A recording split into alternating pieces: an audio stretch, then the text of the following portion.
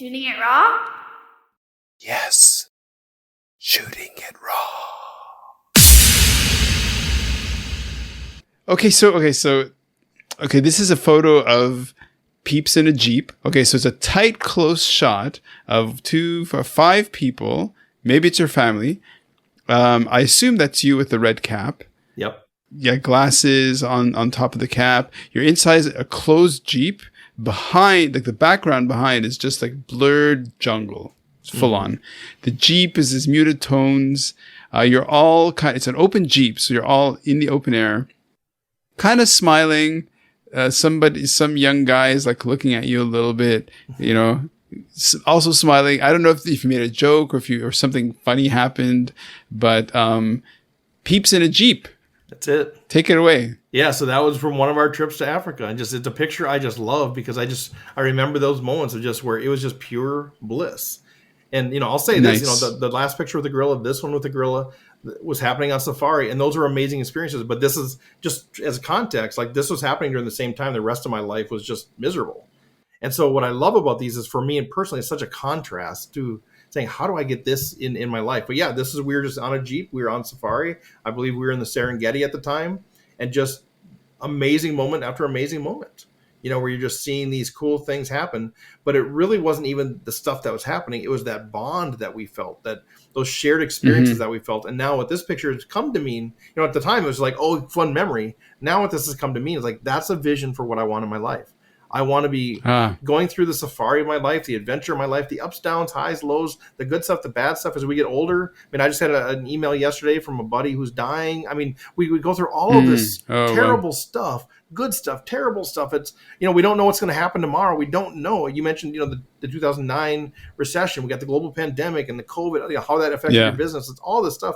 But for me, it's like, it's a reminder, like, this is what I want. I want the peeps in my Jeep. That when good stuff happens, we are celebrating together. If something good happens to me, they are excited about me. They're not jealous. They don't have their own hidden agenda. When something good happens to them, I'm excited for them. And then when something bad happens, we're there for each other, in an honest, vulnerable, transparent way. And so that picture turned from, oh, that was so great, that was such a fun experience in Africa, to now it's just, no, this is what I want in life. I want those kind of people where we look at each other with just pure joy, pure excitement, pure hope for each other. We're there for each other. One of the gals that I just, that was in that picture, I just Zoomed with her the other day. I haven't talked to her for quite a while. And just, I want that. And it's not 50 people. I mean, it's like 4 other people, and so that's what the picture has come to mean to me. And that's why to me, it's one of the 4 pictures I chose for you.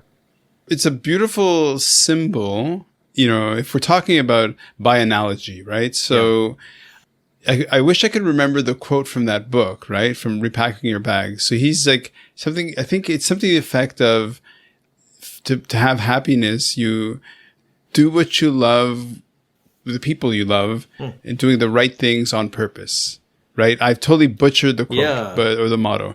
So in a way, Well, no, I'm writing it down because I'm so intrigued. Like this sounds like parallel paths. It's really, it's great. And so in a sense, it's kind of like if that's the kind of the idea in the ether, right? Yeah. And what that life is an adventure, and that you have your close ones in the Jeep with you, and your shared experience, having these great moments, and by choice, right? So it's a very powerful message and an invitation, right? As to guide people. So, okay, that's all fine and good. Now, so here comes the question. Here it comes. So the question is, describe a time when your vision, motto, prescription had an impact for somebody that really made you go like, oh, wow, that I changed somebody's life. Yeah. Like, has that happened? It's happening every time I speak now, which is really overwhelming and exciting. And I feel a great responsibility there too. But no, I mean, I speak to certain groups like where people openly come up and say, oh my gosh, this is what I've felt for so long. And you put words to it now. And they're crying and they're telling me their story and that kind of thing. And then occasionally, like, I'll speak to like blue collar workers kind of thing where they're more gruff and they're not going to show their emotion.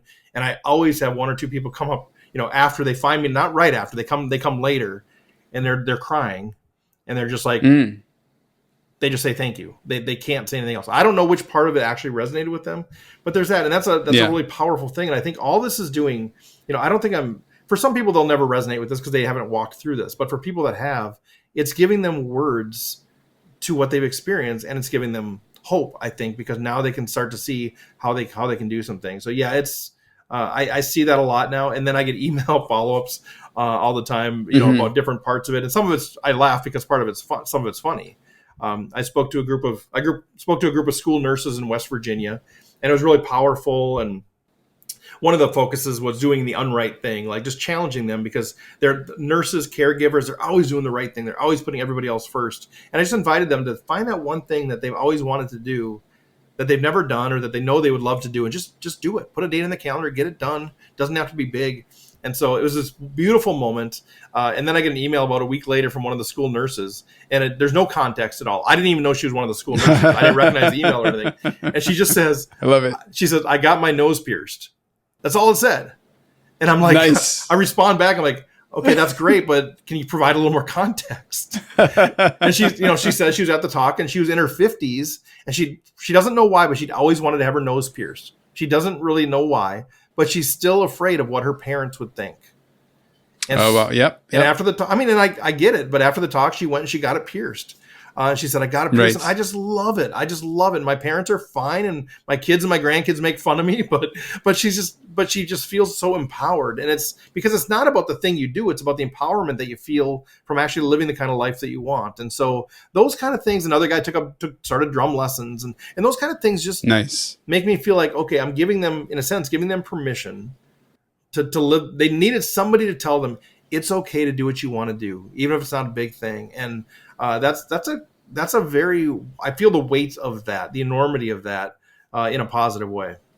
There's something almost pejorative about the phrase people pleaser, because the people who use it, people like Conan O'Brien, who I adore. Yeah. It's used in a way like it's a bad thing. Mm-hmm. It's kind of like, if only that wasn't me. But on the other hand, maybe that's part of your success. So in a sense, like when you're giving this really inspirational talks, and then a week later, somebody comes back to you and says, I got that tattoo, I got that nose piercing, I got that, whatever it was. And that brings you that validation. So is that not, in a sense, people pleasing, like a mass of strangers? Yeah. So you've taken it up a notch. I think it's serving that same kind of purpose. I think it comes down to the motivation of it. I think when I was really living like the people pleaser thing, I would do things that I didn't want to do because I knew that was the right thing to do to help them, or I was just wanted to meet their needs. I wanted to make them happy, whether it's a family member, friend, or just a complete stranger. So I think that you're right in that both are accomplishing the same things. Like I'm serving, I'm doing things on behalf of other people to help them make their life better.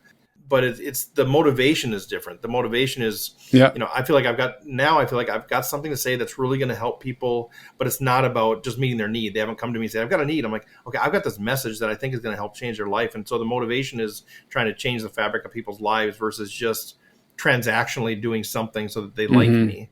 Because I realize now that not everybody's going to like you. So my goal when I go speak isn't to like have everybody like me. I mean, of course you want that.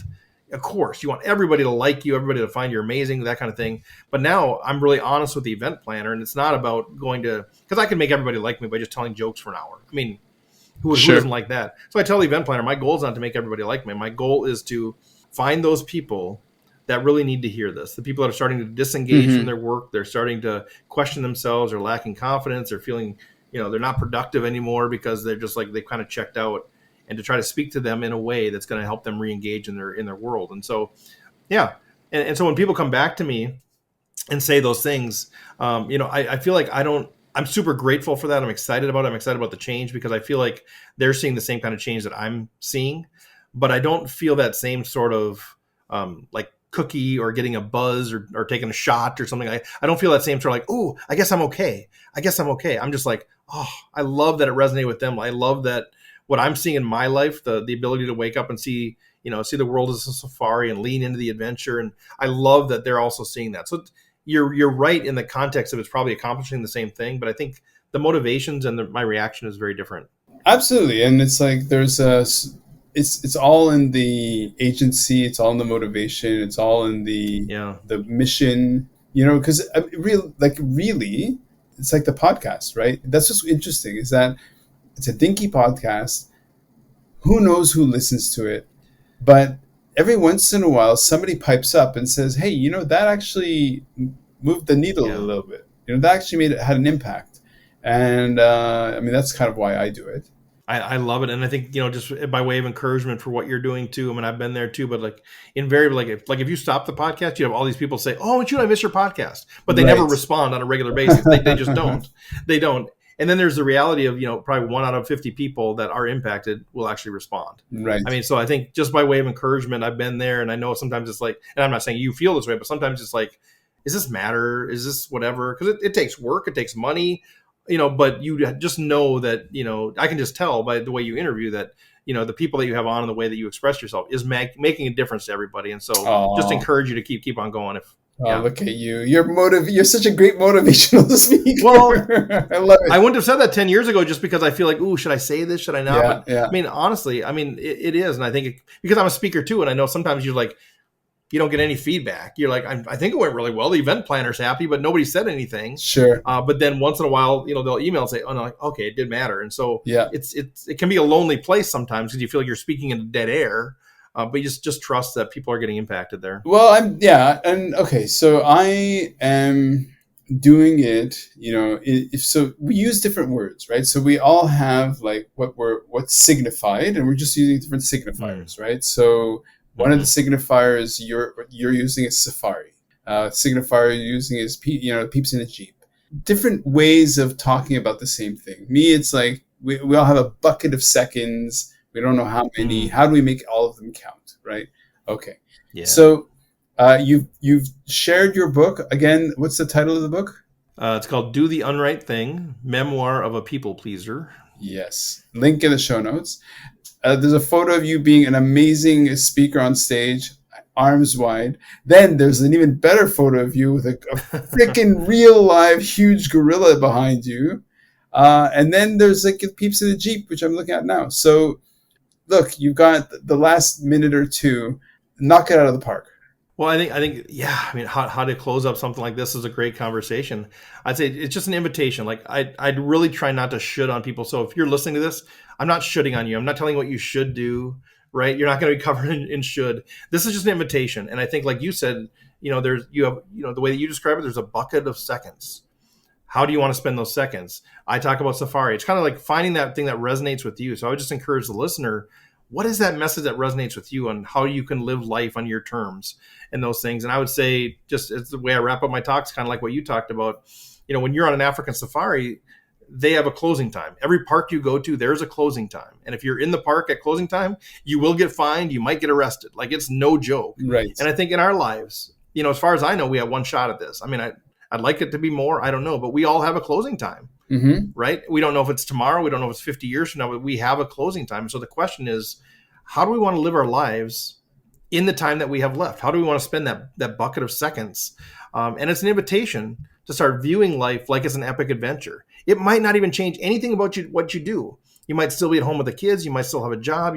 All of those things might stay the same, but you can change your perspective on things. You can start becoming happier just by starting to realize, man, I am on this epic adventure and I have so many days left on safari. And just an invitation to start grabbing each day on saying this is my day, and I want to make the most of it, and I want to choose and be empowered to choose how I perceive that day and who I spend the day with. Well done. That's wicked. Thank you. That's great. Thank you, sir. You're so easy to chat with, man. You should be a podcaster. Thanks, man.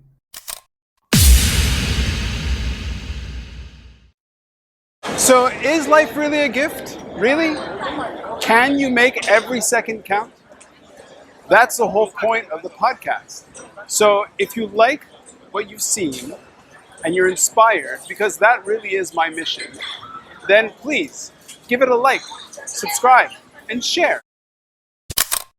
shooting it raw?